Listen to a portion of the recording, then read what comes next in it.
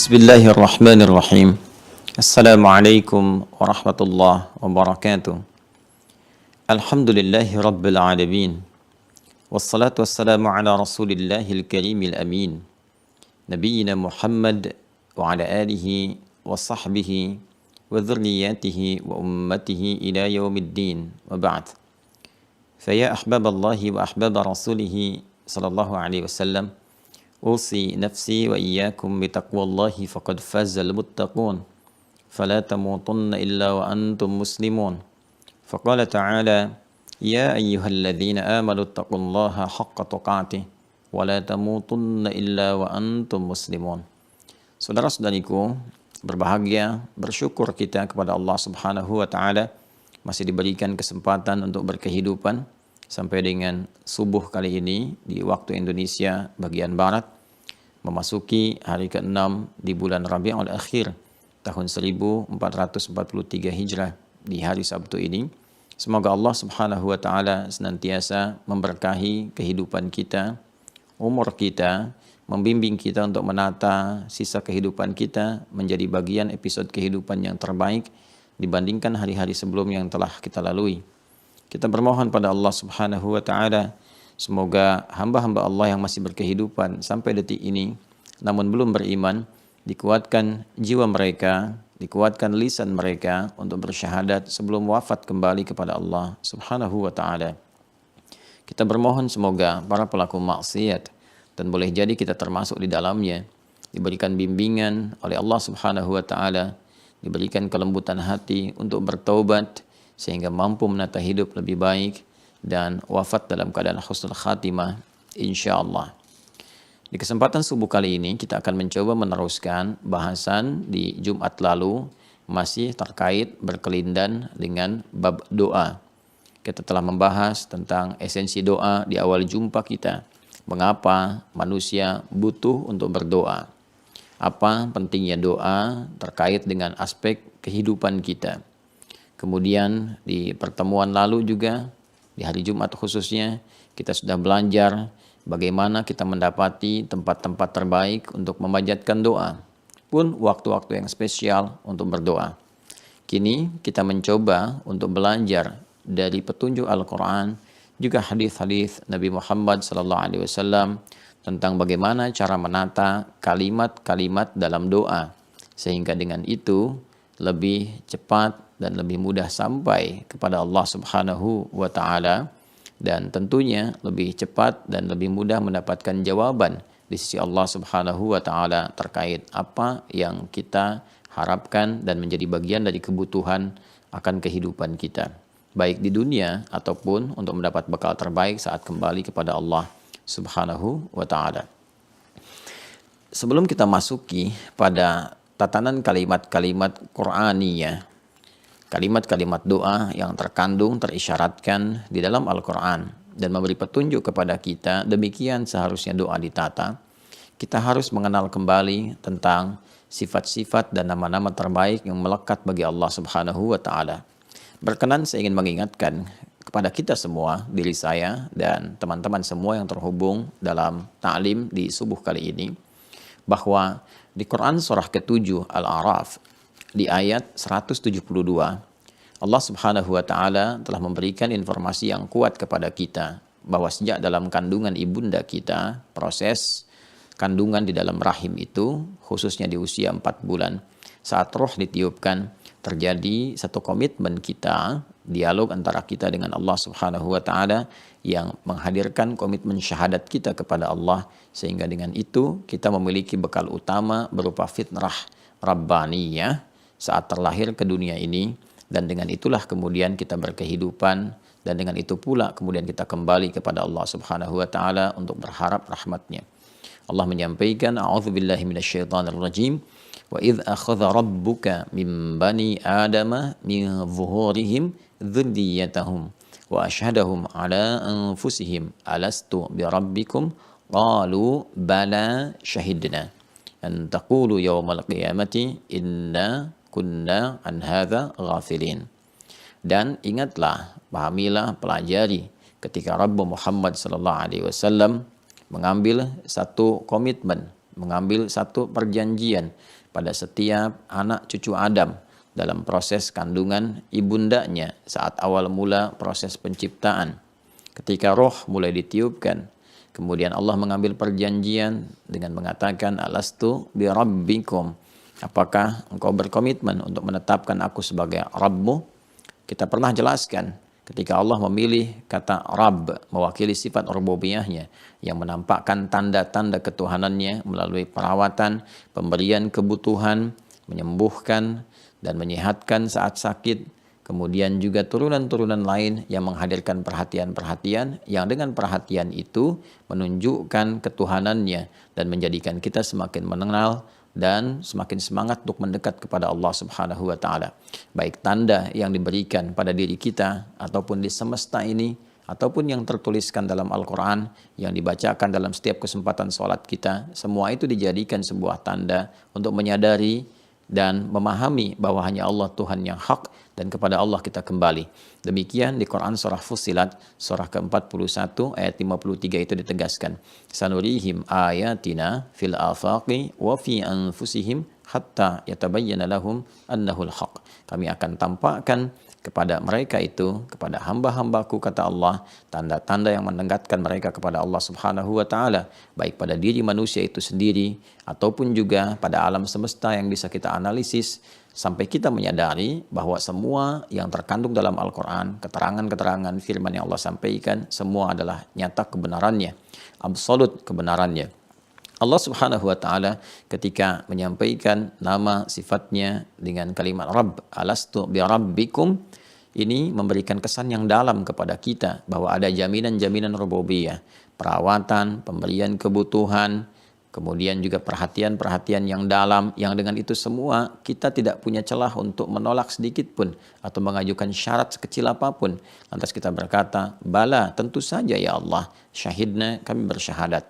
Dengan fitrah inilah kemudian kita terlahir, sehingga Allah menegaskan dalam fase awal kehidupan kita saat dilahirkan dengan menurunkan Quran surah ke-30 Ar-Rum di ayat ke-30 untuk mengingatkan kita semua. Fa'aqim wajhaka lid-dini hanifa fitratallahi allati fataran nasa 'alaiha. Maka dengan itu komitmenlah, hadapkanlah dirimu sepenuhnya pada seluruh ketentuan ad-din dengan cara yang benar, dengan cara yang konsisten. Ad-din yang dimaksudkan ditegaskan oleh Allah di Quran surah ketiga Ali Imran ayat 19.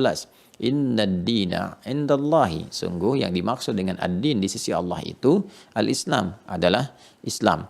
Dan pokok Islam yang pertama adalah syahadat. Ketika kita mengatakan asyhadu an la ilaha illallah wa asyhadu anna Muhammadar Rasulullah. Syahadat inilah yang menjadi bawaan fitrah kita saat terlahir dan bekal utama dalam berkehidupan. Fitratallahi allati fataran nasa 'alaiha la tabdila li khalqillah. Demikian kita teruskan Quran surah ke-30 ayat 30 itu. Itulah fitrah yang dibawa oleh setiap manusia dalam menjalani kehidupannya, dan tidak ada perubahan dari fitrah ini ketika Allah mencipta setiap hamba dalam proses kandungan sampai dengan kelahiran itu. Hanya lingkungan, kata Nabi Sallallahu Alaihi Wasallam, yang bisa memberikan pengaruh itu semua sehingga seorang hamba bisa menjauh atau bahkan melupakan syahadatnya. Nabi bersabda, "Kullu mauludin yuladu 'alal fitrah, fa abawahu yuhawwidanihi aw yunassiranihi aw yumajjisanihi." Setiap hamba yang terlahir seyogianya membawa fitrah kehidupan, mengenal komitmen syahadatnya. Hanya lingkungan kemudian yang membentuk ia boleh jadi menjauh dari nilai-nilai atau bahkan komitmen syahadatnya. Lingkungan boleh jadi orang tua, boleh jadi seorang terlahir dengan keadaan yatim atau bahkan yatim piatu, paman yang merawat, kakek yang merawat, bibi yang merawat, atau bahkan semua kolega Anda, namun dia bergaul di tempat-tempat yang menjauhkan dia dari Allah Subhanahu wa taala. Itulah sebabnya Allah mengingatkan setiap hari 5 kali untuk mengenalkan dan mengingatkan syahadat itu supaya kita terus mengingatnya.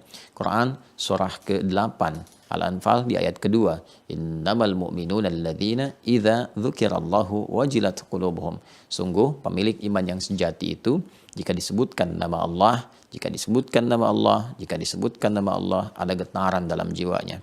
5 kali disebutkan nama Allah dalam setiap pergantian antara waktu dalam sehari. Subuh, siang di waktu zuhur, asar di waktu sore, maghrib menjelang malam sampai dengan malamnya.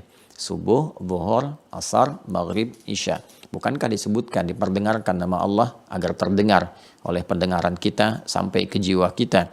Quran, teman-teman sekalian, memberikan gambaran kepada kita bahwa ketika diperdengarkan nama Allah itu, iman harusnya memiliki getaran untuk memberikan tanda sinyal apakah fitrah itu masih ada. Bukankah kalimat itu diperdengarkan? Bukankah alat mendengar itu disebut dengan telinga? Bukankah telinga itu disebut dengan udhun? Jamaknya adalah adhan. Dan adhan diperdengarkan setiap waktu 5 kali dalam sehari. Dan kalimat pembukanya adalah nama Allah yang disandingkan dengan syahadat. Allahu Akbar, Allahu Akbar, asyhadu an la ilaha illallah. Nah, semua ini jika kita respon, maka kita mengatakan astajib ya Allah, astajib, kami menjawab, kami merespon. Nu'min ya Allah, kami beriman. Karena itulah kalimat beriman, yakin, dan merespon itu dilekatkan dengan doa dan jawaban dari Allah Subhanahu wa taala di Quran surah kedua Al-Baqarah ayat 186 ketika Allah berfirman wa idza sa'alaka ibadi anni fa inni qarib ujibu da'watad da'i idza da'an falyastajibu li wal yu'minu bi falyastajibu li, maka hendaklah engkau merespon segala seruan-seruan yang aku berikan kepadamu. Kita katakan nastajib, kami merespon ya Allah, kami merespon, kan? Kemudian kata Allah wal yu'minu bi, kami iman ya Allah. Jadi respon itu didasari dengan keimanan yang kuat kepada Allah dari fitrah yang kita bawa itu. La'allahum yarshudun, semoga dengan itu mereka mendapati petunjuk. Ketika kita telah merespon semua itu, kemudian kita yakin dan kita ingin memohon. Pertanyaannya, bagaimana kita memohon kepada Allah, terutama dengan sifat rububiyah yang Allah berikan kepada kita dengan janji dan komitmen yang telah kita sepakati dengan Allah Subhanahu wa taala, dan disitulah terdapat hak dan kewajiban. Hak Allah yang harus kita penuhi dan hak kita yang menjadi kewajiban Allah untuk menganugerahkannya kepada kita semua. Di kesempatan kali ini kita akan mencoba menampilkan kata-kata, kalimat-kalimat, petunjuk-petunjuk dalam Al-Quran bagaimana kita bisa menata doa-doa yang kita mohonkan kepada Allah. Yang pertama, dari uraian yang saya sampaikan dan dari kehendak Allah yang menampilkan sifat dan nama terbaiknya berupa kata Rabb yang mengandung makna rububiyah, maka isyarat pertama dalam Al-Quran ketika kita akan memohon, mintakanlah kepada Allah dengan kalimat yang hadir dalam komitmen awal saat kita bersyahadat kepada Allah di dalam kandungan ibunda kita, yaitu menggunakan kata Rabb. Disinilah saudara-saudariku, semoga Allah muliakan kita semua, kita dapati seringkali di dalam Al-Quran petunjuk-petunjuk untuk berdoa itu diungkapkan dengan menggunakan kata Rabb. Ini bagian yang pertama. Ya, jadi kalau kita ingin katakan, kita ingin menata kalimat-kalimat doa yang mustajabah, yang cepat dijawab oleh Allah Subhanahu wa taala, maka kita bisa membuka dengan memanggil Allah Subhanahu wa taala menggunakan satu nama indahnya min asma'il husna, dari nama-nama terbaik yang melekat sifat-sifat kemuliaan di dalamnya untuk menjawab kebutuhan-kebutuhan kita. Maka kita bisa gunakan kalimat pertama dengan menggunakan kata Rabb. Ini bagiannya.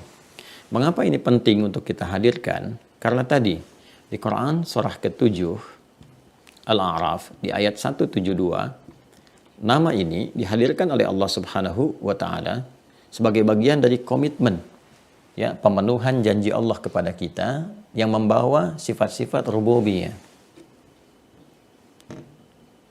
Sifat perawatan, pengabulan, perhatian, pemberian tanpa batas, dan turunan lainnya. Bukan hanya kepada kita manusia, bahkan kepada alam semesta pada umumnya. Tanda-tanda Allah tampakkan, Allah yang merawat, Allah yang menjadikan langit tanpa tiang, merawatnya dengan keseimbangan, planet-planet, asteroid, dan sebagainya. Kan demikian juga di daratan, di lautan, ya. Dan kita sebagai hamba Allah Subhanahu wa taala yang membawa misi sebagai khalifah di muka bumi ini, sudah tentunya kita akan mendapatkan bagian-bagian yang dijanjikan oleh Allah langsung kepada kita. Ya, di sini tercakup semua aspek kebutuhan kita untuk dimohonkan kepada Allah Subhanahu wa taala. Kalau dalam bahasa bebasnya ketika Allah mengatakan kepada kita dan berfirman alastu bi rabbikum, apakah kalian kan berkomitmen untuk menjadikan aku Rabb yang merawat kalian, menyembuhkan saat sakit, kan, kemudian memberikan segala kebutuhan, memberikan perhatian kepada kalian, memaafkan kalau kalian bersalah dan mau kembali pada jalan kebaikan, mengampuni dosa-dosa ketika kalian mau bertobat, dan turunan-turunan lainnya. Karena itulah kemudian kita mencoba untuk memohon kepada Allah dan mengingatkan pada diri kita akan komitmen yang telah dibangun itu dengan mengatakan ketika kita memiliki persoalan, ya Allah, saya ingin diselesaikan persoalan ini. Bukankah dulu saya telah berkomitmen menjadikan Engkau sebagai Rabb saya? Engkau yang berjanji akan memberikan solusi. Ya Allah, sekarang saya sakit, ya Allah. Saya mohon, ya Allah, sembuhkan. Bukankah dulu Engkau berjanji akan menyembuhkan saya? Ya kan? Ya Allah, saya dalam kesulitan di pekerjaan. Ya Allah, saya punya salah. Ya Allah, mohon jangan berikan saya satu beban yang saya tak sanggup untuk memikulnya. Sekian banyak yang kita mohonkan kepada Allah Subhanahu wa taala, baik untuk diri kita, untuk orang tua kita, untuk anak-anak keturunan kita, untuk kerabat kita. Tentunya saat kita memohon kepada Allah Subhanahu wa taala, kita berharap keberkahan-keberkahan itu tidak hanya melekat pada diri kita saja, karena fitrah kita disebut juga dengan nama Nas.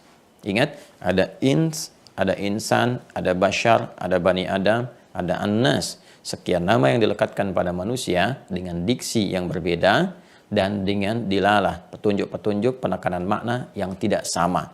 Kita disebut An-Nas karena kita punya sifat sosial, bergantung juga pada makhluk-makhluk sekitaran kita. Tidak bisa kita hidup sendiri dengan sistem yang telah Allah buat, Allah susun supaya membangun harmoni di antara kita. Lita'arafu, untuk saling mengenal, saling menguatkan. Karena itu dalam hidup kita juga membutuhkan orang tua kita juga mensinergikan dengan anak-anak kita, dengan kerabat kita, tetangga kita. Karena itulah fitrah kita ketika kita berdoa, kita mengingat orang tua, kita mengingat anak-anak, kita mengingat banyak hal. Sesuatu yang banyak itu bisa digambarkan dalam bahasa Arab dengan kata ganti nahnu, kan? Nahnu yang berarti kami, kita jika ditujukan untuk manusia pada umumnya. Namun bila Anda dapati kata nahnu, kan, dalam Al-Qur'an menunjuk pada Allah Subhanahu wa taala, ingat cara memahaminya itu berbeda. Nahnu yang dimaksudkan di situ ditujukan untuk ta'zimun nafsi li ta'zimi sya'ni, menunjukkan keagungan Allah Subhanahu wa taala, untuk memberi kesan bahwa informasi yang disampaikan itu begitu istimewa, begitu penting, saking pentingnya Allah menghadirkan keagungannya untuk menguatkan itu. Karena itu, jika Anda temukan dalam Al-Qur'an ayat-ayat dibuka dengan kata nahnu atau dari bagiannya, ya, atau potongannya, bagiannya, penunjuk yang terkait dengan nahnu yaitu na panjang. Ya, na seperti ini. Biasanya menggunakan bentuk taukid, pakai inna pendek ditambah dengan na seperti ini, ya, maka kalimatnya menjadi inna, ya. Yang ini na, ini gambaran singkat dari nahnu, maknanya mengambil makna ini, kalau menjadi objek maka menjadi na, gitu kan. Kemudian kalau dia ditambahkan dengan penguat taukid inna begini, maka menjadi seperti ini. Yang bentuknya seperti ini misalnya di Quran surah ke-18 Al-Kahf ayat 13, ya. Quran surah 18 Al-Kahf ayat 13. Nahnu naqussu 'alaika naba'ahum bil haqq. Allah ingin memberikan gambaran kisah inspiratif tentang kisah anak-anak muda, ya, di satu gua itu yang dikenal dengan suratnya Al-Kahf, surat gua. Itu kan kisah yang sangat dahsyat, kisah istimewa, kisah yang banyak menggugah. Saking pentingnya menjadi inspirasi, Allah menghadirkan keagungan zatnya, li ta'zimin nafsi, kan? Menggunakan kata nahnu, demi keagunganku, kan, demi kedahsyatan zatku, aku kisahkan kepadamu kisah yang istimewa. Kalau sudah menggunakan kata nahnu, kita itu diminta untuk fokus, jangan pernah abai, karena ini sangat luar biasa, sampai Allah menampilkan keagungannya terlebih dahulu untuk menjelaskan keistimewaan kisah yang disampaikan, firman yang diutarakan. Nahnu naqussu 'alaika naba'ahum bil haqq.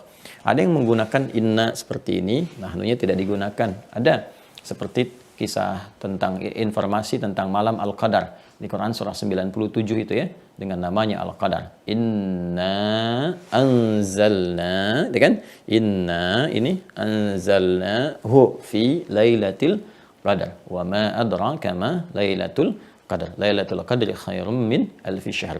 Saking istimewanya malam itu tidak ditemukan di setiap malam, hanya satu malam saja dalam setahun. Allah sampai menghadirkan keagungan dulu zatnya, ya, ta'zimun nafsi li ta'zimi sya'ni, menghadirkan keagungan zatnya untuk menunjukkan bahwa informasi yang disampaikan begitu dahsyat, istimewa. Kalau kamu ibadah dapat di malam itu pahalanya melimpah, beda dengan malam-malam biasa. Terkadang ada yang menyatukan nahnu dengan inna, ada seperti di Quran surah ke-15 Al-Hijr di ayat ke-9, inna nahnu nazzalna dzikra wa inna lahu lahafidhun.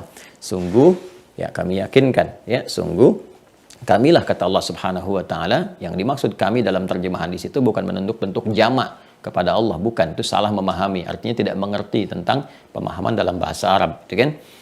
Jadi pemahaman itu nanti punya ilmu-ilmu turunan. Nanti ada ilmu dasar seperti nahwu, kemudian pasangannya saraf, ada balaghah, ada arud, ya, nanti semua banyak turunan. Di balaghah itu nanti ada ma'ani, ada bayan, ada badi'. Nah, di antara semua itu kita akan dapati penjelasan-penjelasan makna ini. Sungguh dengan segala keagunganku, kata Allah Subhanahu wa taala, kuturunkan Al-Qur'an itu, ketika digabungkan inna dengan nahnu menunjukkan kedahsyatan Al-Qur'an, keistimewaan Al-Quran. Kalau sudah menggunakan keduanya, maka kita diminta jangan abai, ragu pun nggak boleh, apalagi mengabaikan, kan? Dzalikal kitabu la raiba fi, ragu saja nggak boleh. Jadi kalau ada orang Islam ragu dengan kandungan Al-Quran, itu sudah bisa dipandang untuk dilihat keadaan lemah imannya. Dan ragu aja nggak boleh, apalagi mengabaikan, apalagi dengan tuduhan bahwa Al-Quran rekayasa Nabi Muhammad, produk budaya dan sebagainya. Ini menunjukkan persoalan yang serius dalam keimanannya. Nah, apa kaitan dengan bahasan yang akan kita uraikan? Nah, di sini ketika Allah Subhanahu wa taala meminta kita untuk berdoa, memohon kepadanya, wa qala rabbukum ud'uni astajib lakum, gitu kan? Nah, ini bagian dari ibadah, maka diajarkan kita oleh Al-Qur'an untuk menghadirkan bentuk-bentuk jama' bagi permohonan itu di dalam doa itu yang terkait dengan makhluk kebutuhan kita. Nah, ini yang tadi saya uraikan di awal. Kalau kata nahnu, kata na terkait dengan kita, dengan makhluk, maka bentuknya bentuk luas, bentuk jama'.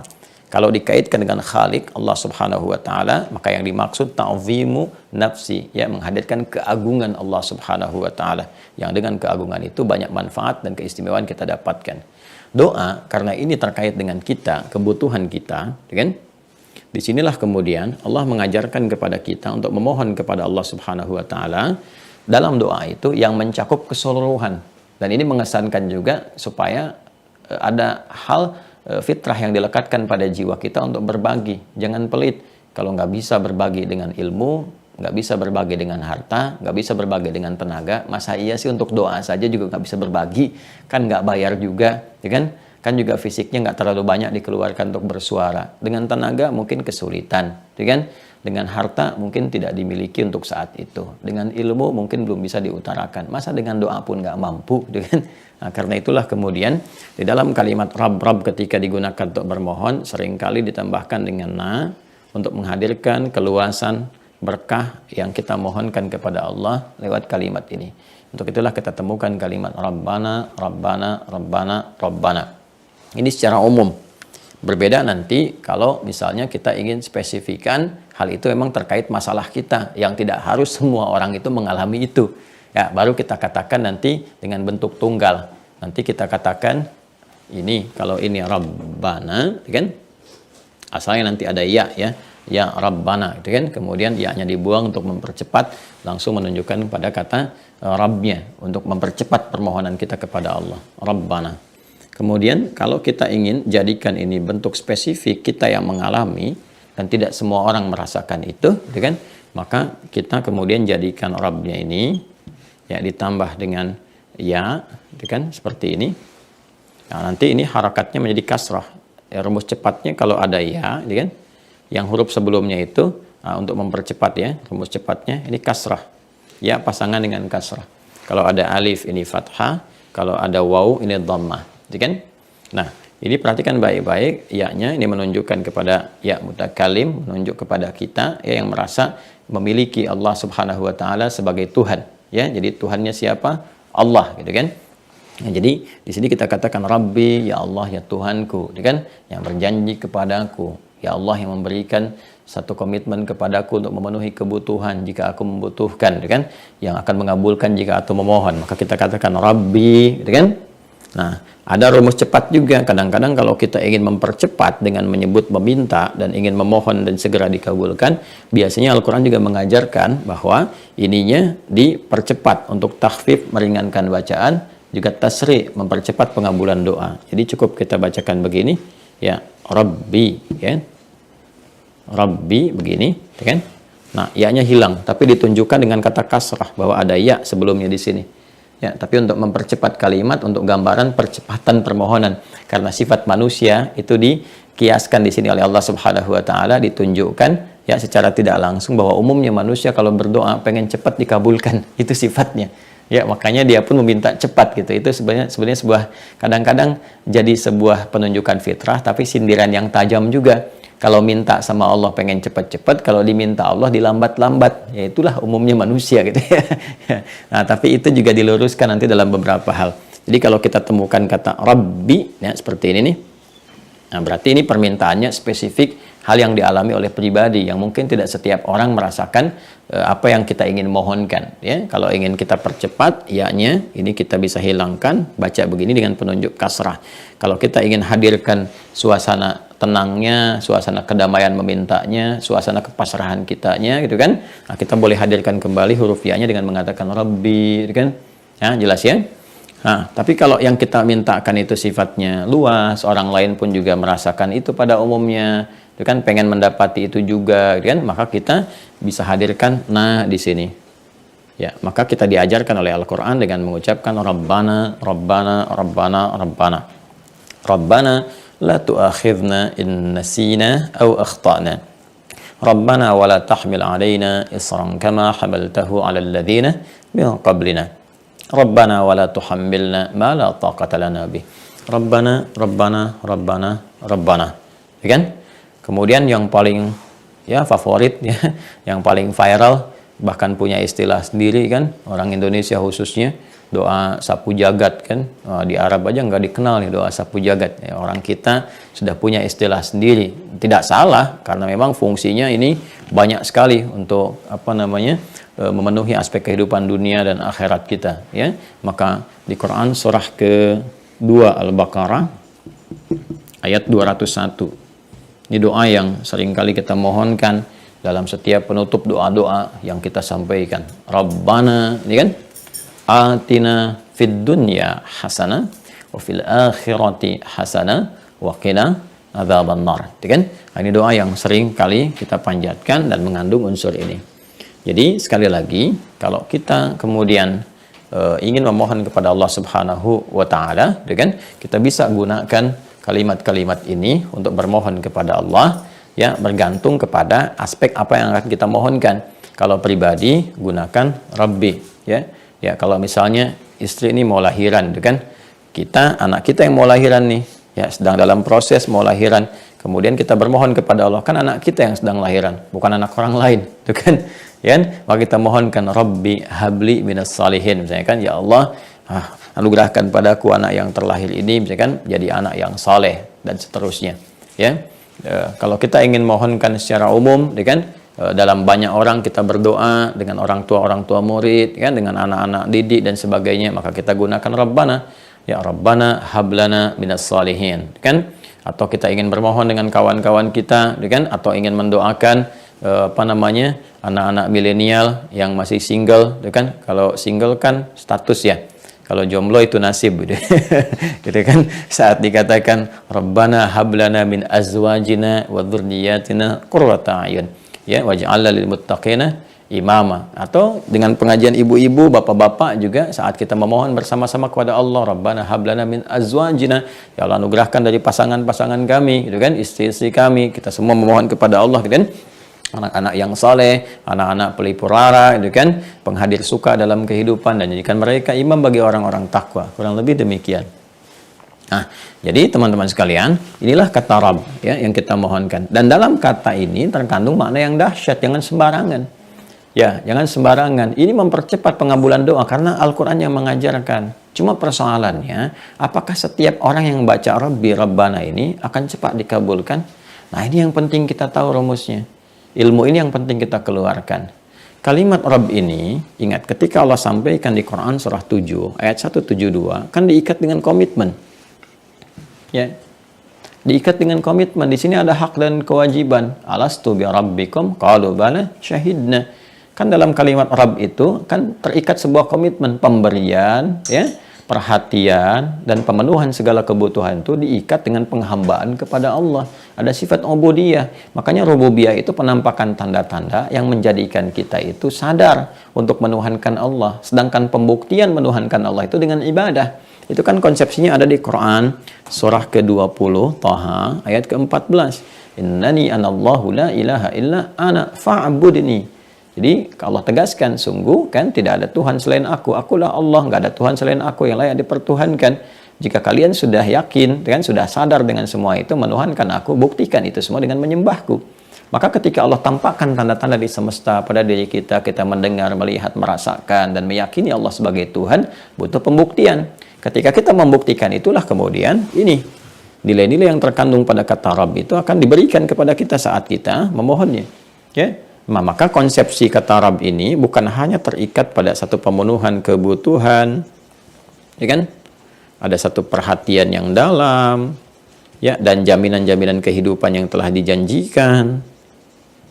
Tapi juga diikat dengan sebuah komitmen untuk penyembahan, ibadah. Jadi berlaku di sini dua sisi antara hak dan kewajiban. Ya, ada hak Allah dulu yang harus kita penuhi. Allah punya hak, harus kita penuhi dulu. Apa hak Allah itu? Adalah kita untuk beribadah kepadanya. Anta'budullaha wa la tusyriku bihi syai'a. Kita menyembah Allah semata, jangan berbuat syirik, ya. Jangan menduakan Allah, meninggalkan Allah, mengempatkan Allah dan sebagainya. Fokus untuk ibadah. Fa'budni kata Allah. Baru setelah kita penuhi hak Allah, kita juga meminta hak kita kepada Allah sebagai komitmen. Dan itu menjadikan kewajiban Allah akan terpenuhi kepada kita. Jelas ya? Nah, dari mana kita bisa menemukan gambaran seperti ini? Nah, kita dapati di Quran, surah kedua Al-Baqarah, di ayat 186. Ya, perhatikan baik-baik. Indah sekali kalimatnya ya, tajam sekali, halus tapi tajam. Wa idza sa'alaka ibadi. Ketika Allah berfirman kepada Nabi Muhammad SAW dan disampaikan untuk diteruskan kepada hamba-hambanya, kepada kita semua melalui risalah kenabian untuk menguatkan kerasulan Nabi Muhammad SAW. Wa idza kan sa'alaka ibadi. Oh, fa inni qarib. Perhatikan baik-baik kalimatnya. Wa idza sa'alaka, kan? Ibadi, dan jika hamba-hambaku Muhammad sallallahu alaihi wasallam kan bertanya kepadamu. Idza, jika bertemu dengan bentuk past tense. Ini bentuk past tense nih, sa'ala ka-nya khitab. Ini bentuk past tense. Past tense. Bentuk madhi, fi'il lama. Ya, jika ketemu idza dengan bentuk fi'il madhi, maka maknanya itu mudhari'. Ya. Nah, sebaliknya nanti lawannya id. Id bertemu dengan ya fi'il mudhari, maka bentuknya madhi. Jelas ya? Id yaqulu misalnya kan, ketika ia berkata itu bentuknya bentuk fi'il bertemu dengan mudhari, maknanya madhi. Baik, tapi kalau ada idza bertemu dengan bentuk past tense, bentuk fi'il madhi, maka maknanya mudhari. Nah, ini sudah rumus, sudah formulasi ya. Maka penting kita mengaji di sini, terutama dasar-dasar bahasa untuk memenuhi dan mengetahui ya bahasa-bahasa Al-Quran, memahami bahasa Al-Quran juga hadis-hadis Nabi Muhammad SAW. Sedangkan mudhari itu padanannya menunjukkan bentuk present untuk memudahkan ya, continuous dan future ya. Present pada saat itu, continuous terus berlangsung, dan future sampai kapanpun. Jadi artinya apa?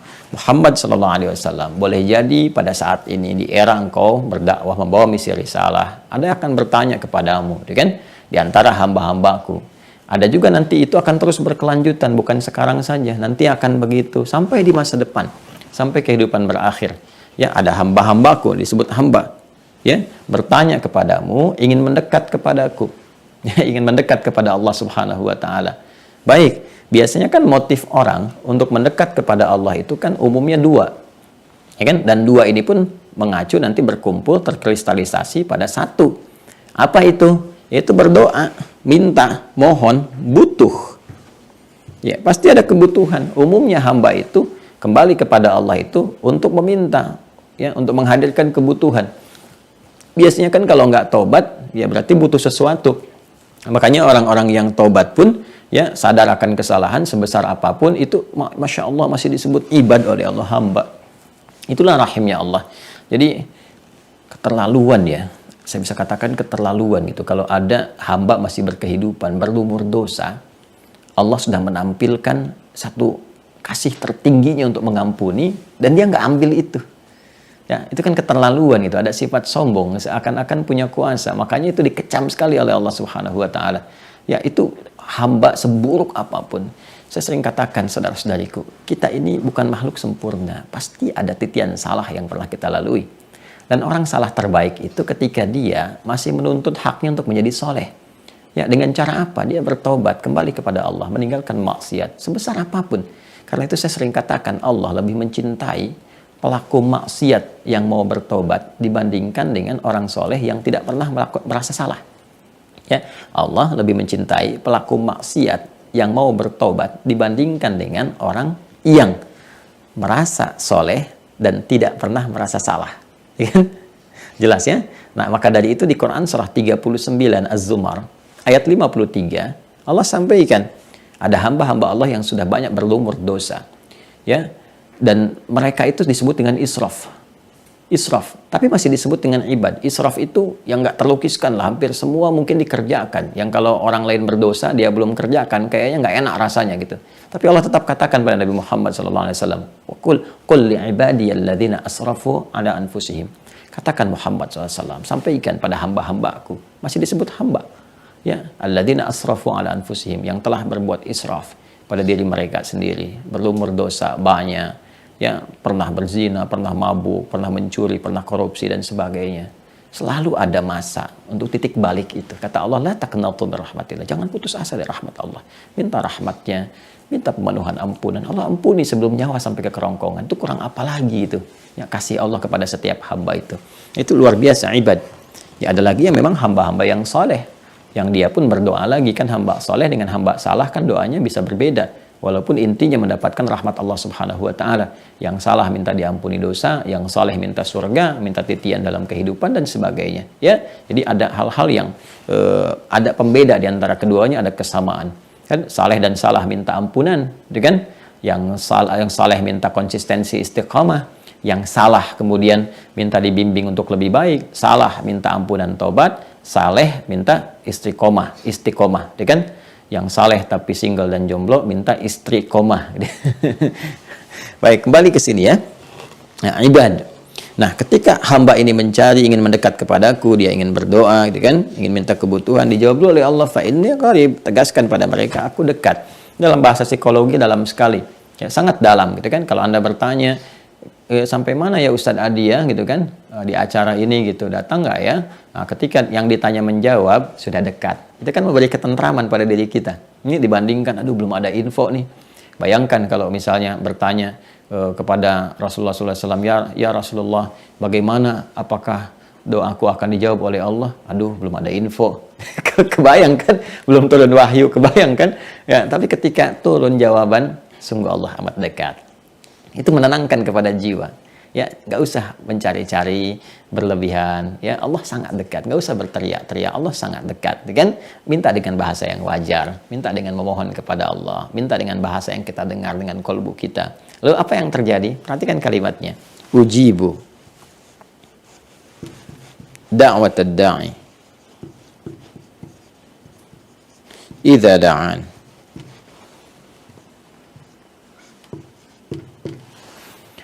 Ujibu, perhatikan kalimatnya, aku akan selalu menjawab.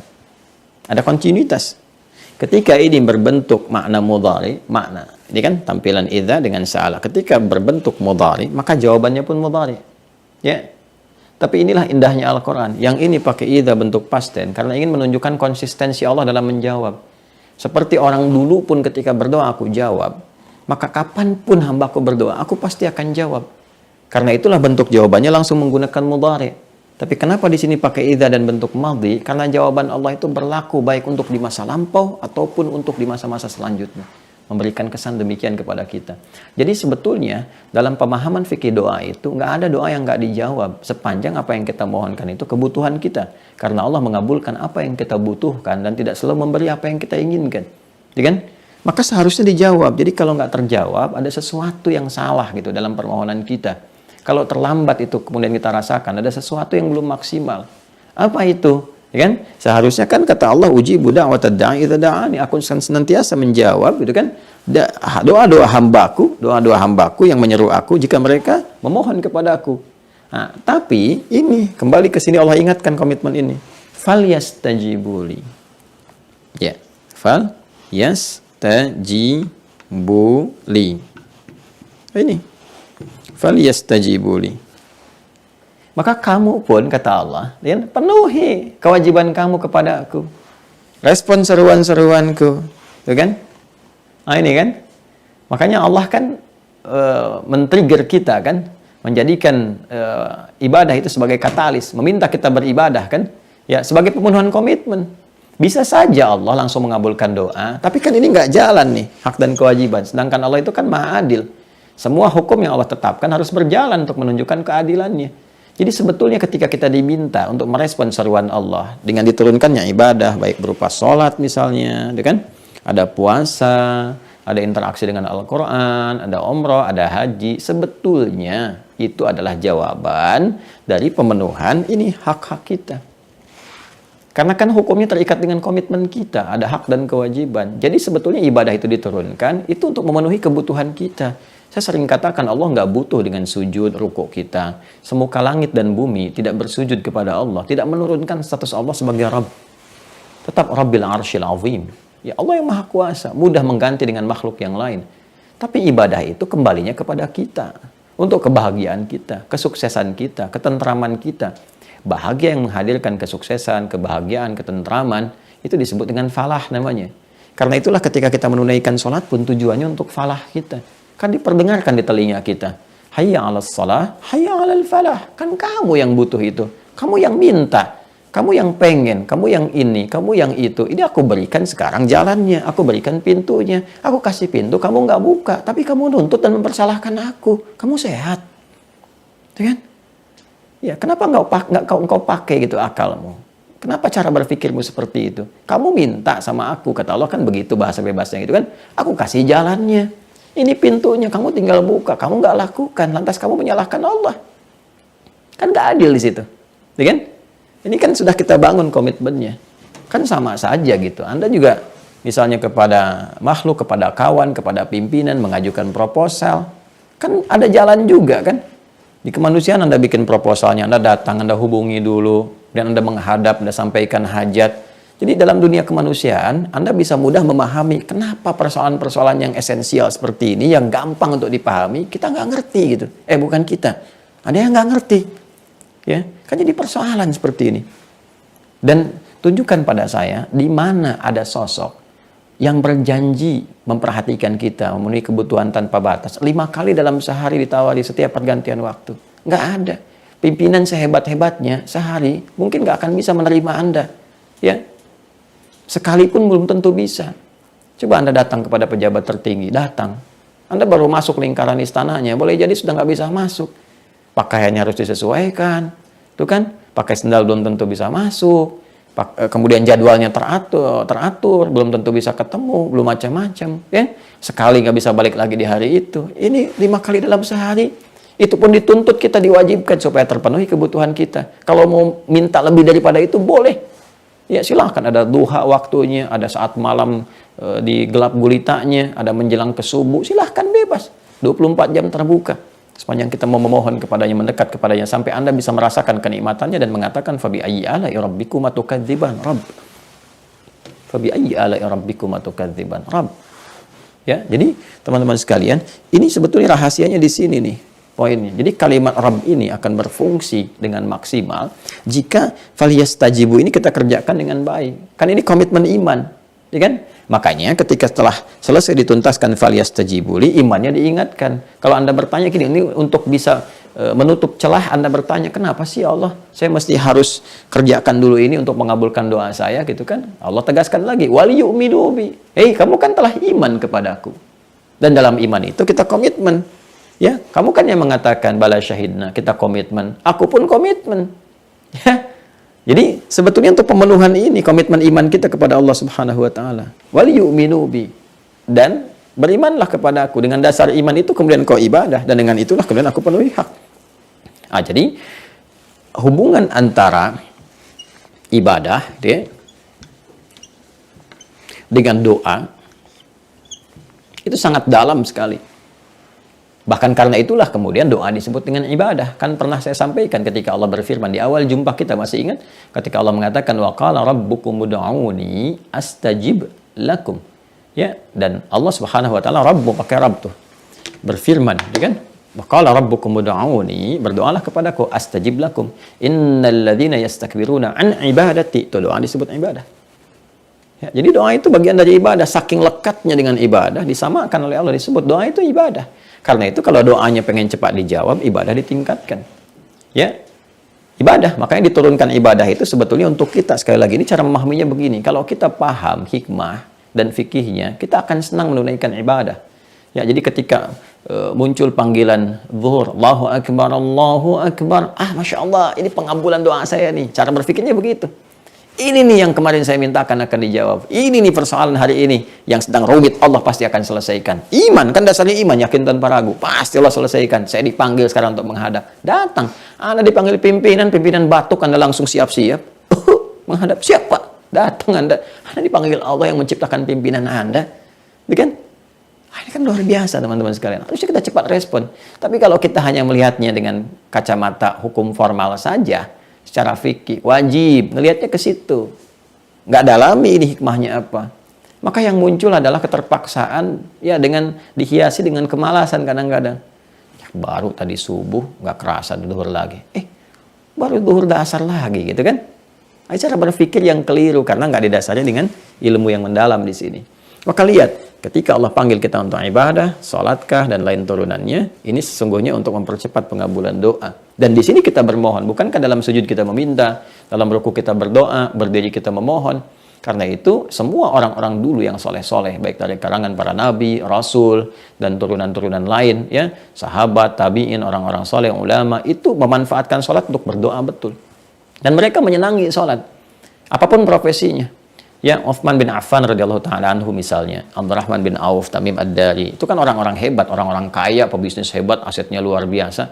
Itu kesenangan mereka bukan saat omsetnya meningkat, hartanya tiba, tidak. Tapi ketika mereka punya waktu untuk ibadah. Karena kalau buka kitabnya Imam An-Nawawi, ada namanya At-Tibyan fi Adab Hamalatil Quran. Di sebagian uraian beliau, itu melukiskan bagaimana semangatnya sahabat-sahabat mulia ini, Uthman bin Affan, Abdurrahman bin Auf, itu bisa bangun malam sampai tahajud, sampai disebutkan menyelesaikan Al-Quran dalam tahajudnya. Saking menikmatinya ibadah gitu. Jadi kebahagiaan terbesar mereka itu, kesenangannya, bukan saat aset mereka itu bertambah, harta meningkat, bukan. Bagi mereka itu biasa. Makanya Nabi pernah satu kali berkomentar begini, ya, aku ini nggak khawatir, nggak kaget dengan umatku yang jadi kaya gitu. Ya, karena kaya itu biasa. Kata Nabi itu biasa. Ya, kekayaan itu dianggap biasa. Nah, jadi orang beriman yang kaya itu nggak usah terlalu bangga, jangan pamer-pamer ini itu, karena itu dianggap biasa oleh Nabi. Ya, aku khawatirkan itu ketika umatku nggak mampu mengelola kekayaan gitu. Jadi kaya itu biasa. Saking biasanya, yang belum beriman pun bisa kaya. Saking biasanya. Ya, iman itu kan aset yang tak ternilai, kekayaan luar biasa gitu kan. Makanya supportnya harus menampilkan yang lebih daripada itu. Jadi orang beriman itu bukan terletak pada kuantitas hartanya ketika dia berkumpul, bukan, tapi terletak pada kualitas pengelolaannya. Jelas ya? Jadi saking biasanya kata Nabi, ya, orang kaya itu biasa lah. Jangankan yang beriman, yang belum beriman pun bisa kaya. Kalau mau kerja keras, tingkatkan ilmu dan sebagainya. Tapi aku khawatirkan kata Nabi ketika seorang beriman itu tak mampu mengelola kekayaannya dengan baik. Untuk pengelolaan itulah kemudian dia mendekat kepada Allah lewat ibadah. Itu yang disenangi orang-orang dulu untuk bermunajat kepada Allah, minta. Sehingga ketika dia mampu mendekat kepada Allah, Allah bimbing begini cara mengelolanya.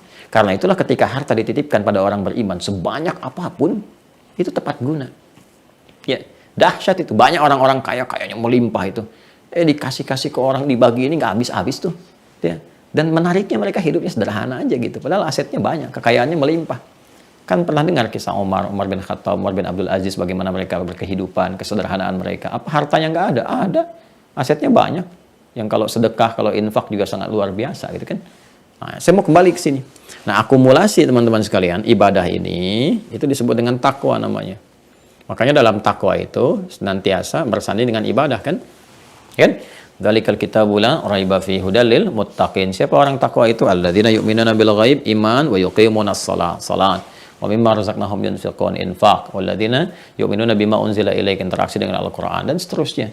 Ya, puasa, ya ayyuhalladzina amanu kutiba alaikumus shiyam kama kutiba alal ladzina min qablikum la'allakum tattaqun. Haji, al-hajju asyhurun ma'lumat, faman farada fihinna al-hajja fala rafatha wala fusuqa wala jidala fil hajj. Wa ma taf'alu min khairin ya'lamuhu Allah wa tazawwadu fa inna khairaz zadi taqwa. Jadi akumulasi ibadah ini disebut dengan takwa. Sekarang apa manfaat dan hubungan takwa bagi doa? Nah, sekarang lihat Quran surah kelima Al-Maidah di ayat 35. Ya, ya ayyuhalladzina amanu, imannya dulu tuh, komitmen kita sentuh dulu. Ya, ittaqullaha, tingkatkan takwamu kepada Allah. Wabtaghu ilaihil wasilah, dan carilah dengan peningkatan takwa itu wasilah untuk mempercepat pengabulan doa dari apa yang kau mohonkan. Ya ayyuhalladzina amanu, hai orang-orang yang yakin telah berkomitmen kepada Allah tadi kan? Ittaqullaha, tingkatkan takwamu kepada Allah. Wabtaghu ilaihil wasilah, dan carilah wasilah dengan peningkatan takwa itu, ya kan? Untuk memohon kepada Allah, mempercepat apa yang kita inginkan, kita mohonkan. Ya, perangkat untuk bermohon kepada Allah itu yang kita namakan, sehingga kita namakan dengan tawassul. Tawassul. Nih. Mencari wasilah yang mempercepat permohonan kita kepada Allah dikabulkan. Dan ternyata tawassul tercepat itu melalui takwa. Ya, takwa itu apa kumpulannya? Ibadah. Bentuknya amal soleh. Makanya banyak sekali orang-orang dulu, teman-teman sekalian, itu yang menggunakan amal soleh mereka sebagai acuan untuk bermohon kepada Allah, termasuk dalam masa sulit. Masih ingat kan kisah yang sangat viral, ya? Dalam hadis yang sampai kepada kita, kisahnya banyak viral sekali, banyak memperoleh likes, nggak ada dislike di situ, dan sudah banyak di-share sampai dengan sekarang. Ya, kan masih ingat 3 orang hamba Allah Subhanahu Wa Taala yang beraktivitas, kemudian tiba-tiba ada hujan deras sekali, lalu mereka bertiga berteduh dalam satu gua. Ya, kemudian tanpa mereka sadari ada batu besar menggelinding menutup pintu gua itu. Kadar Allah nggak bisa keluar semuanya, nggak ada celah sekecil apapun untuk mereka keluar gitu. Ya, celah kecil untuk bernapas nggak sanggup mereka keluar. Mereka sudah berusaha mendorong dengan sekuat tenaga, ya dan sebagainya, tapi nggak bisa, nggak kuat tuh. Apa yang mereka lakukan? Ini kita sudah paham semua, kisahnya sangat kita ketahui dengan baik. Mereka bertawassul, ya. Menjadikan satu perangkat, satu wasilah. Apa yang digunakan wasilah? Ini amal soleh mereka. Bertawassul dengan amal soleh mereka, memohon kepada Allah untuk dibebaskan dari kungkungan batu besar itu.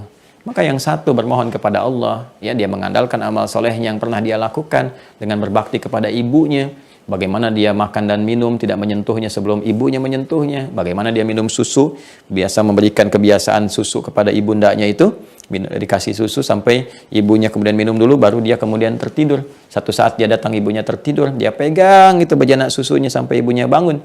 Ketika bangun langsung minum tanpa bertanya berapa lama engkau pegang bejana itu. Ya. Dia mohon kepada Allah, jika dengan itu semua bisa menjadikan dia terbebas dari kungkungan batu dengan izin Allah, mohon lepaskan, didorong, bergeser, belum bisa keluar. Yang satu mengatakan, ya Allah, aku punya karyawan dulu, kan?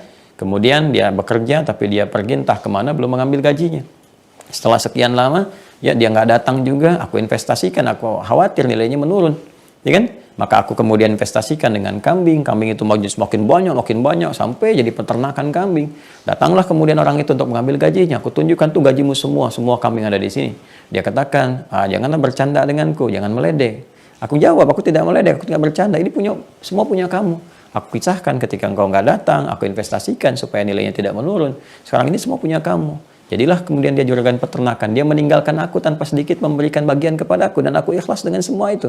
Jika engkau memandang bahwa ini semua adalah bagian dari amal soleh yang kau ridhoi, maka mohon bebaskan kami dari kungkungan batu ini. Maka apa yang terjadi? Dia dorong bergeser, belum sempat bisa keluar. Yang tadinya nggak mampu gerak-gerak, sekarang bergerak geser, tapi belum sempat bisa keluar. Allah berkehendak dengan yang satu lagi untuk menunjukkan kepada kita bagaimana pentingnya amal saleh. Ya Allah, aku dulu seorang rentenir. Nah ini ya, kisah viral, tobatnya rentenir. Bisa jadi sinetron nih, sinetron terdekat. Ya, tobatnya seorang rentenir melahirkan satu feedback yang sangat dahsyat. Rentenir dikecam, tapi kalau tobat dapat rahmat. Dan rahmat itu yang menjadikan karunia yang melimpah. Ayo, yang masih dekat-dekat dengan rentenir-rentenir atau rentenirnya sendiri, cepat tobat. Kisah ini jadi inspirasi besar. Ya, teman-teman sekalian, dia berkata, aku seorang rentenir. Nah, jangankan orang jauh, orang dekat pun aku rentenkan juga. Ya, ada saudaraku kemudian dia minta kepadaku, aku bantu, lalu aku lipatkan bunganya sampai kemudian dia nggak bisa bayar. Nah, satu kali aku melihat bahwa dia punya anak gadis yang sangat cantik. Aku menaksirnya luar biasa, tapi dia nggak pernah setuju denganku. Maka aku kemudian berusaha untuk menjadikan bapaknya terikat kepadaku. Aku berikan utangnya nambah, kemudian aku desak dia. Ya, kalau sekarang pakai debt collector dan sebagainya gitu kan, sampai anaknya bermohon kepadaku, dia tolong ampunilah paman gitu kan, ayahku ini hapuskan kemudian utang-utangnya. Dia datang kepadaku mengatakan, paman tolong aku katakan kepadanya, kalau engkau mau bergaul denganku malam ini juga, gitu kan, aku akan anggap lunas semua utang-utang bapakmu. Maka anak itu dengan sedih kemudian terpaksa mengikuti keinginanku, datang di satu malam ketika saat aku ingin menjamah dan menyentuhnya, dia berkata kepadaku, paman bertakwalah kepada Allah, takwa. Ya, aku mendengar suaranya, bergetar hatiku, merasa ketakutan aku. Aku meninggalkannya dan bertobat kepadamu ya Allah. Jadi kalau kebeningan jiwa itu bersih, sering beramal, itu kalimat takwa. Dan saya katakan dulu itu kata Allah itu luar biasa. Karena Nabi yang mencontohkan ketika ditodong dengan pedang itu, siapa yang menolongmu sekarang? Muhammad SAW. Ya kan? Kata Nabi, Allah. Kalau benar kata itu diucapkan dengan iman yang dalam, yang tinggi, dengan amal soleh yang kuat, getar, jatuh itu pedang. Ya, perempuan itu berkata, paman bertakwalah kepada Allah. Ya, seakan-akan menggelegar dalam jiwaku, tersengat, takut gitu kan. Aku meninggalkannya dan bertobat kepada Allah Subhanahu wa taala. Aku anggap lunas semua utang-utangnya. Kemudian aku berubah menjadi lebih baik. Ya Allah, jika engkau anggap semua itu bagian dari amal soleh yang pernah aku kerjakan, mohon bebaskan kami. Bebaskan kami dari kungkungan batu ini. Apa yang terjadi? Didorong kemudian menggelinding batu itu. Dan terlepaslah kemudian ketiganya dari ujian yang tengah mereka hadapi pada saat itu. Jadi Anda bisa bayangkan amal soleh bagaimana bisa bermanfaat. Dan jangan-jangan kemudahan yang kita raih selama ini pun itu dari wasilah amal soleh kita. Ya, amal soleh kita, amal soleh kepada ibu, kan bisa begitu. Ibu mendoakan kita, lancar kehidupan kita. Kadang kita nggak sadar, karena itu kita sering disindir. Di Quran surah ke-46, Al-Ahqaf ayat 15 itu. Kamu kalau sudah sukses, apalagi usia 40 tahun ke atas, ingat orang tuamu. Kan? Sampai engkau harus berdoa kan, Rabbi auzi'ni an asykura ni'mataka allati an'amta 'alayya wa 'ala walidayya. Dan kepada kedua orang tuaku. Kenapa? Karena boleh jadi saham Anda 30%, orang tua 70%. Ayah Anda tuh yang sedang mencangkul di sawah, cuman bawa singkong dengan keringat luar biasa, tapi halalnya luar biasa. Dia bermohon kepada Allah, aku sekarang makan singkong, tapi jangan sampai terjadi kepada anakku seperti aku bekerjanya. Ringankan mereka ya Allah, berikan kelimpahan rizkinya ya Allah, berikan kenyamanan pada hidup mereka. Ibu Anda yang bangun malam hari menangis di hadapan Allah, sujud ya Allah, ya Allah, aku hanya tidur di dipan saat ini, aku tidur di lantai beralaskan tanah, tapi mohon anakku ya Allah, berikan kenyamanan saat tidurnya nanti, damaikan kehidupannya, lancarkan pekerjaannya. 70% dari itu semua luar biasa mengiringi kehidupan Anda. 30%-nya itu Anda yang sekolah, itu pun support orang tua, jual ini, jual itu. Anda sukses. Lantas setelah Anda sukses, tega meninggalkan mereka. Bahkan Anda simpan di panti jompo. Bahkan untuk sekedar telepon pun Anda nggak mampu. Itu disindir oleh Allah. Bertakwalah Anda kepada Allah. Kan? Ada bagian-bagian kehidupan yang boleh jadi. Kita nggak sadar. Ini loh perangkat yang terbaik. Boleh jadi kita, boleh jadi orang tua kita, boleh jadi orang-orang sekitaran kita yang baik-baik yang mendoakan. Karena itu kan sering ajakan untuk saling mendoakan, saling mendoakan. Nabi aja kadang-kadang suka minta pada doa pada sahabat, minta dibacakan Quran. Ya, mereka mengatakan, Anda kan yang Nabi, Anda kan yang Rasul ya Rasulullah. Ya, apakah tidak boleh aku meminta kepadamu, gitu kan, untuk membacakan Quran? Itu sebetulnya kesan kepada kita untuk saling membantu, menguatkan. Inilah inti Rabbana di sini. Inti Rabbana. Jadi saya ingin katakan pada kawan-kawan semua, ya, ini dahsyat teman-teman sekalian. Ini dahsyat kali amal soleh ini. Dan apa yang terjadi? Ini bisa merubah kehidupan kita. Tadi kan masih ingat yang rentenir kemudian tobat. Itu dengan amal soleh, dengan peningkatan takwa. Setelah itu rahmat datang, dibebaskan dari kesulitan. Ya teman-teman boleh gunakan ini kalau sedang sulit, sedang apa. Gitu kan? Makanya sekarang jadikan bekal amal soleh itu. Perbanyak. Sehingga kadang-kadang ini nggak diminta pun otomatis datang. Jadi jangan dikira kadang-kadang, mohon maaf ya, kemudahan yang kita dapatkan itu boleh jadi bukan karena kita nggak minta. Karena saking tingginya ini yang kita kerjakan ini, amal soleh ini, ya sehingga datang mudah tanpa diminta. Atau bahkan orang tua kita tanpa kita sadari. Karena itu dalam doa seringkali kita mohonkan kan, Rabbighfirli wali walidayya warhamhuma kama rabbayani shaghira. Kan ada kan di Al-Isra juga ya, yang surat-surat yang menginspirasi kita untuk berdoa. Menggunakan apa? Rabbi. Ya, Rabbi karena spesifik personal antara kita dengan orang tua. Kita minta kan. Umumnya Rabbana, ya kan? Dan seterusnya. Nah, inilah teman-teman sekalian gambaran dari sekian banyak yang kita mohonkan, ya, satu dari sekian banyak hal yang bisa menjadikan kita itu mempercepat pengabulan doa dari Allah Subhanahu wa taala. Cuma fikihnya harus kita pahami, tatanannya harus kita dapati, sehingga dengan itu mudah kita mengatakan kepada Allah, Rabbi, ya apa yang mau diminta? Rabbana, apa yang mau diminta? Khusyuk kita bermohon. Ingat komitmen kita. Ingat dosa-dosa kita, ingat salah-salah kita. Istighfar dulu, minta dulu yang baik dan sebagainya. Aspek kehidupan. Karena itulah kalimat Rabb itu sering dimohonkan bahkan saat ibadah. Ya, seperti Nabi Zakaria misalnya, ya, ketika bermohon kepada Allah pada hal yang mustahil, ya, hal yang mustahil menurut sementara orang, ya, menurut sementara orang. Jadi secara medis, secara klinis itu udah nggak bisa, mustahil, hal yang mustahil, ya, bukan hal yang mustahil, ya, hal yang mustahil.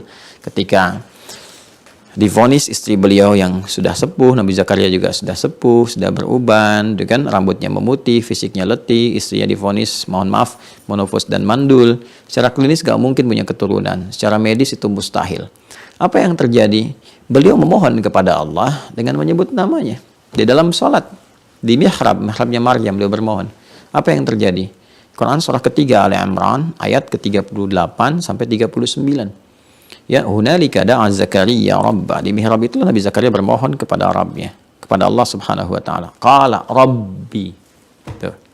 Qala Rabbi habli, menggunakan kata Rabb dan ya-nya dihilangkan untuk memohon dengan cepat seperti yang tadi saya terangkan. Ya, qala Rabbi habli, asalnya kan Rabbi, ya Allah ya Tuhanku, tapi karena beliau ingin minta cepat, ingin minta cepat seperti Allah berikan cepat rezeki kepada Maryam, ya, beliau minta dengan cepat. Qala Rabbi habli, kan? Rabbi pakai Rabb.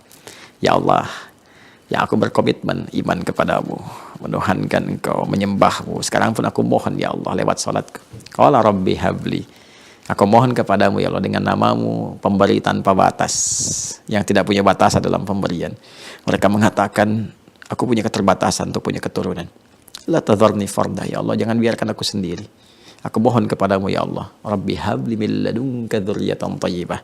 Aku mohon berikan dari karuniamu ya Allah, dari sisimu saja. Ketika mereka mengatakan aku terbatas, aku mohon padamu yang tidak punya batas, anugerahkan dari sisimu saja ya Allah, dari pemberianmu ya Allah, dengan ketetapanmu keturunan yang baik. Innaka sami'ud du'a, engkau pasti mendengar doaku.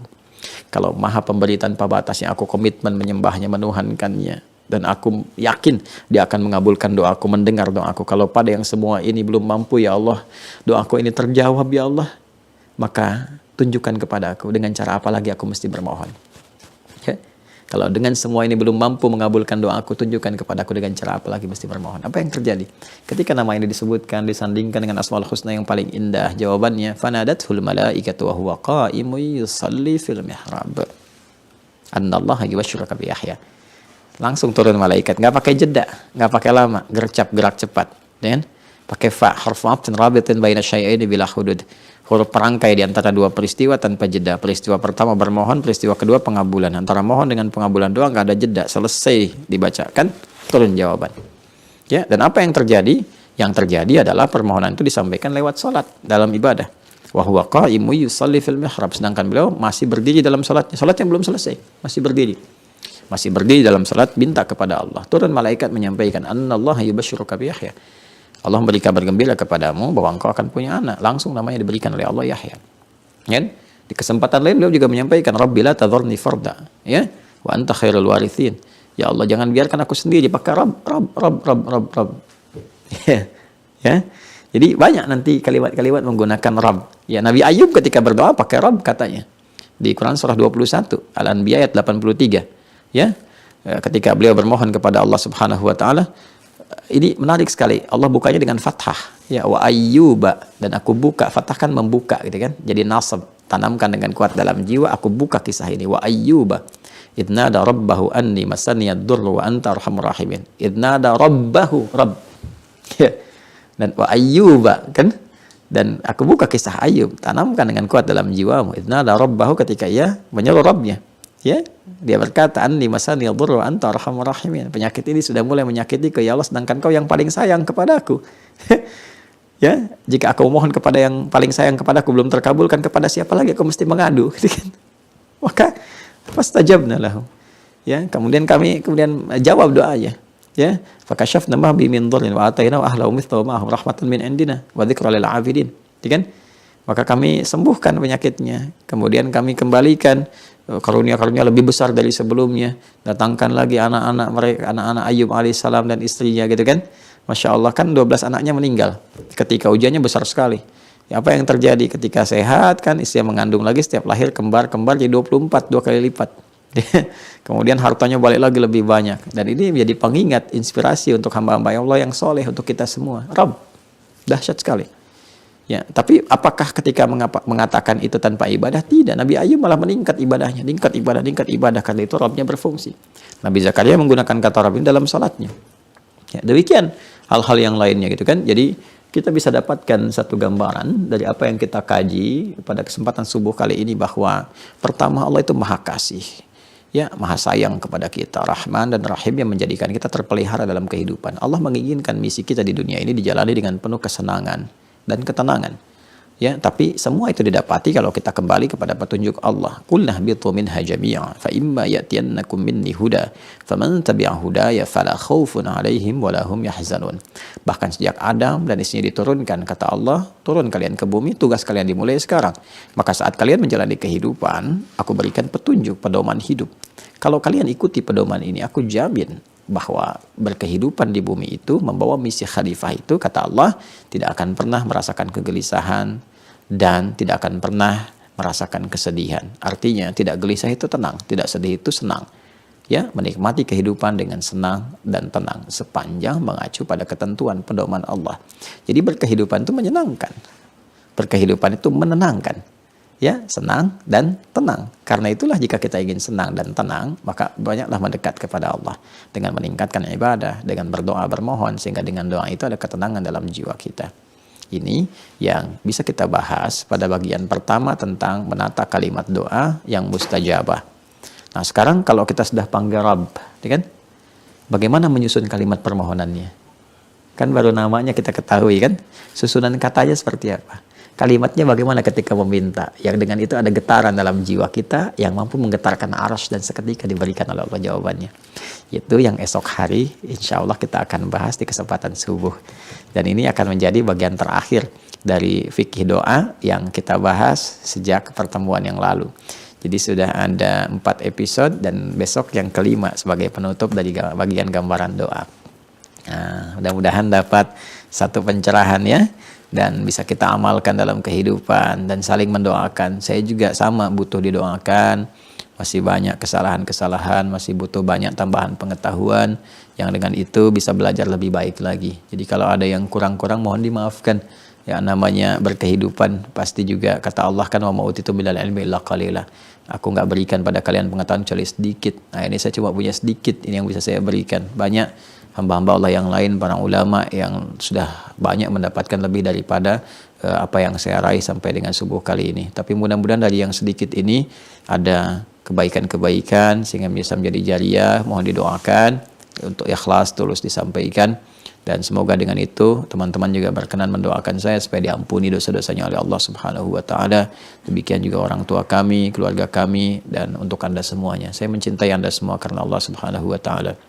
Kemudian yang kedua juga saya berkenan untuk mengingatkan kembali, saya berkeinginan semua punya kesempatan untuk belajar, baik di Indonesia ataupun di luar Indonesia. Karena itu saya mencoba membuat Mira, Ma'had Islam Rafi'atul Akhyar, dengan konsepsi online yang pertama. Dengan online itu dari mana-mana bisa mengikuti. Jadi saya ingin memberikan kesempatan, karena kalau mengikuti jadwal kadang-kadang kita juga suka merasa bersalah.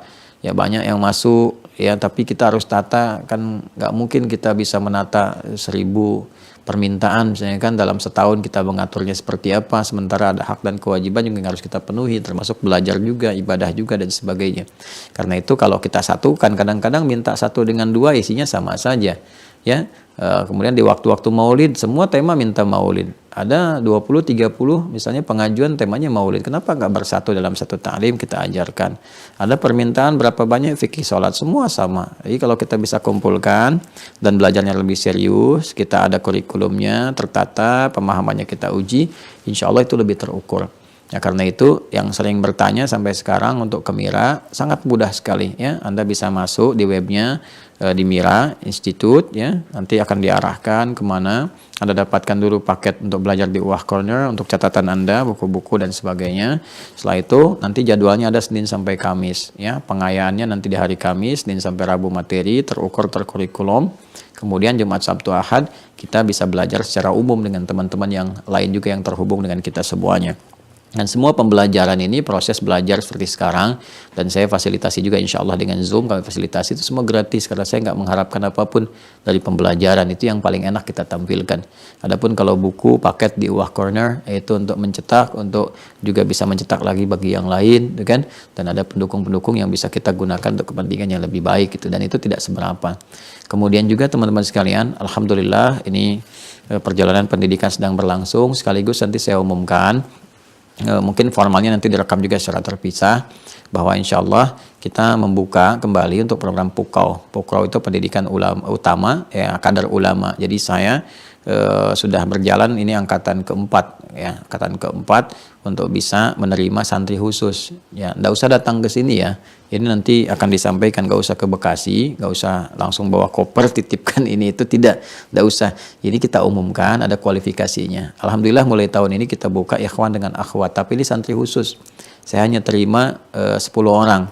Kan untuk pertama ini 5 ikhwan, 5 akhwat, tapi kita sediakan karena akomodasi terbatas. Jadi kami tanggung semuanya, dari mulai makannya, minumnya, tempat tinggalnya kami siapkan gitu ya. Jadi Anda tidak perlu bawa biaya apapun dan nggak bayar sama sekali gitu kan.